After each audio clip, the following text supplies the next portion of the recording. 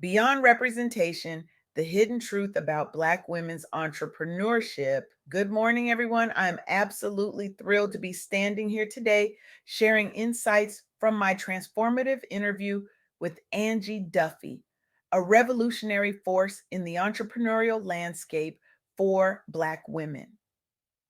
Angie isn't just the founder of the groundbreaking Economic Equity Initiative. She's a visionary who has fundamentally altered how we understand success and sustainability for Black women in business. Her research has shattered conventional wisdom, her advocacy has dismantled long-standing barriers, and her relentless commitment has created pathways to genuine economic power for thousands of women across America. In a world of performative allyship, Angie stands as a beacon of authentic systemic change. Let me start with a statistic that initially filled me with hope, but ultimately led to a profound awakening. Every single day, women of color start 89% of new female owned businesses in America. When I first heard this during my conversation with Angie, I felt that surge of pride we're all conditioned to feel when we see representation increasing. This is progress, right? This is what equality looks like, isn't it? But Angie challenged me to look deeper, to question what we're really celebrating. And what I discovered shook me to my core. While Black women are launching businesses at extraordinary rates, only 15% of these businesses report making a profit. Let that sink in for a moment. Black women make up 28% of Black entrepreneurs, yet only a small fraction achieve financial sustainability. We've been measuring success by how many businesses start rather than how many succeed. We've been confusing activity with achievement, presence with prosperity, representation with results. The question isn't how many Black women are starting businesses, Angie told me, her voice resonating with conviction. The question is how many are thriving. This insight forces us to confront an uncomfortable truth. Representation without resources leads to frustration, not liberation. The mere presence of more Black women entrepreneurs doesn't automatically translate to economic equality if those businesses struggle to survive, let alone scale. We're celebrating women being invited to the table while ignoring that they're often arriving without the tools needed to participate fully.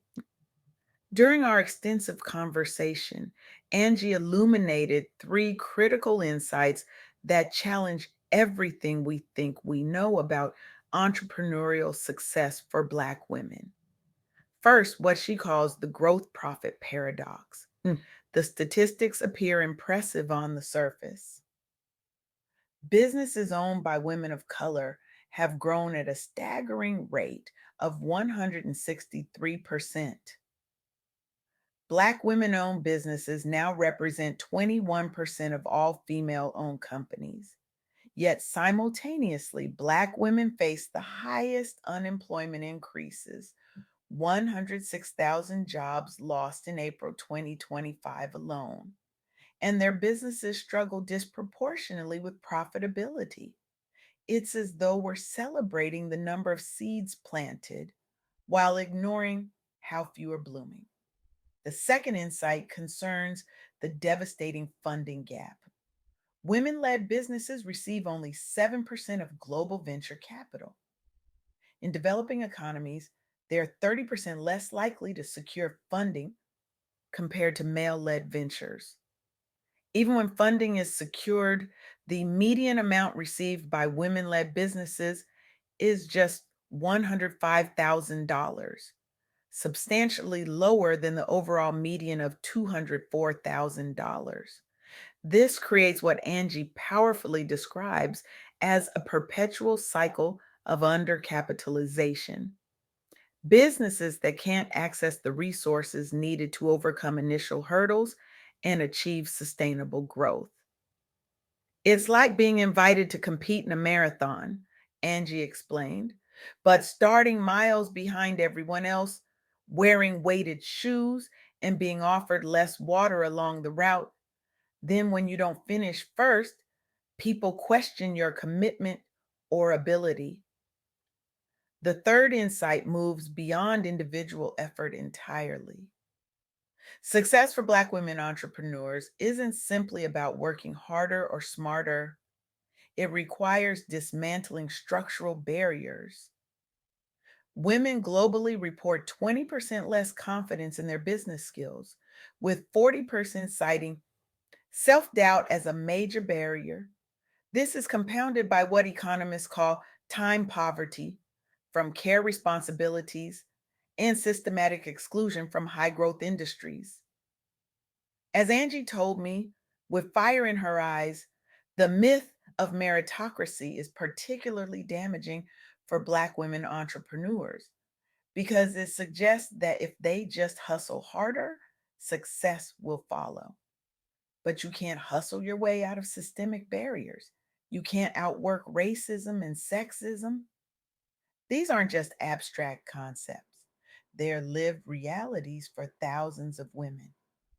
Let me share three powerful stories that Angie recounted during our interview that illustrate both the challenges and the pathways forward. In Atlanta, Georgia, Maya Johnson left a six-figure corporate job after years of marginalization.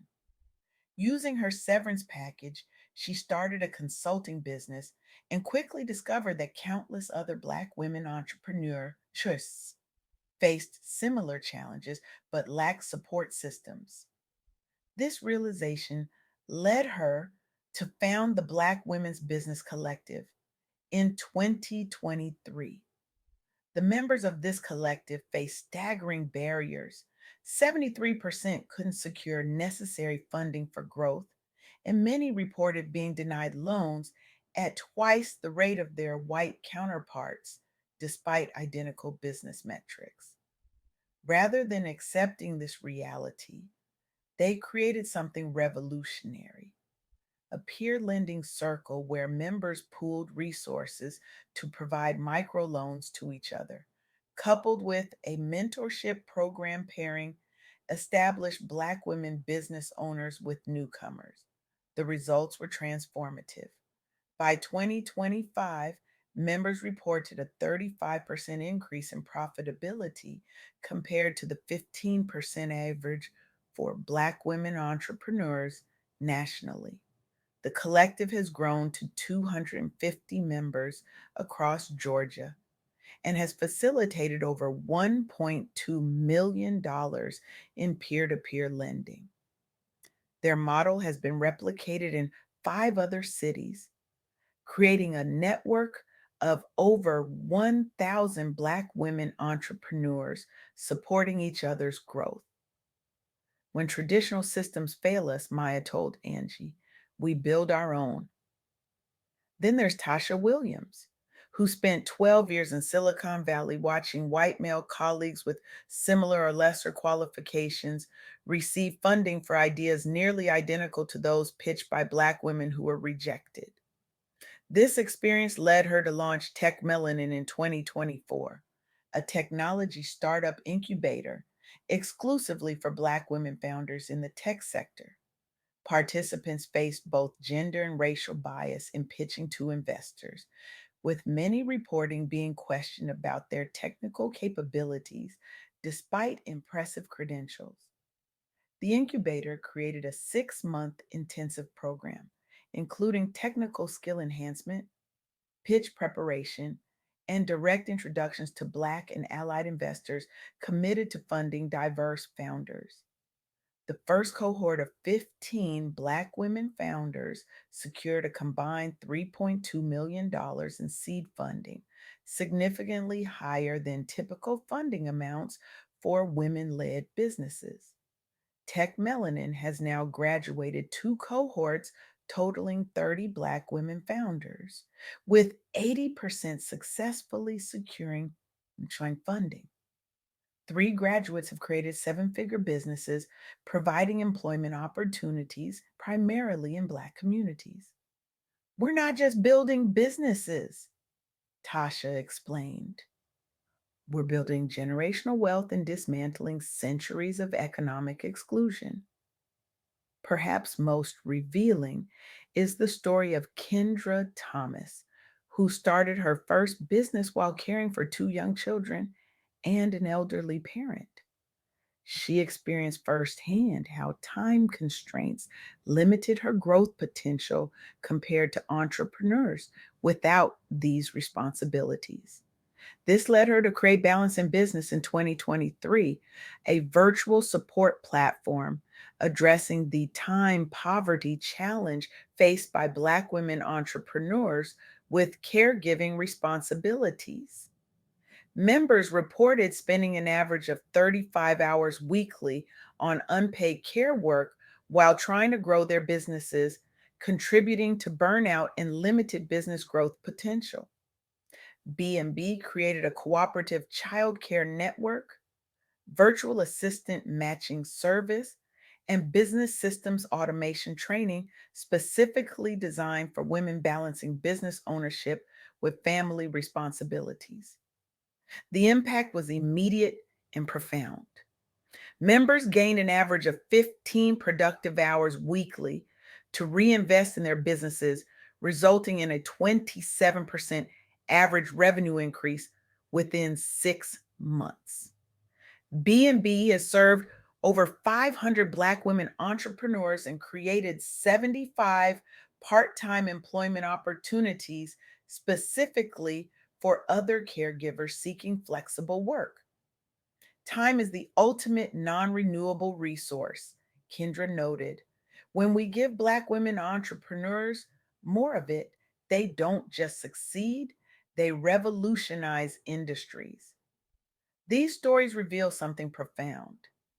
When structural barriers are addressed collectively, Black women entrepreneurs don't just survive, they thrive.